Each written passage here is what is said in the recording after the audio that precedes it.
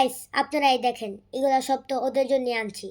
তারপরও যদি ওরা ঝগড়া করে তাহলে আমার তো কিছু করার নাই। তো এই রমজানে আমরা কিন্তু আমাদের বাচ্চাদেরকে ক্যান্ডির এই পাউচটা দিচ্ছি।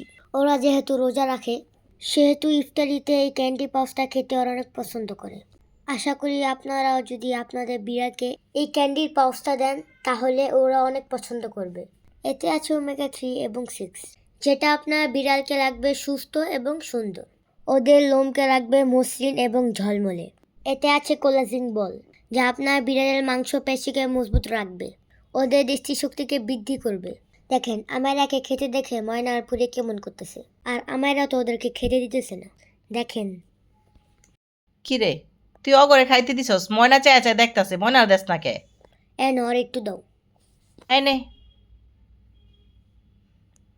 পরে কে?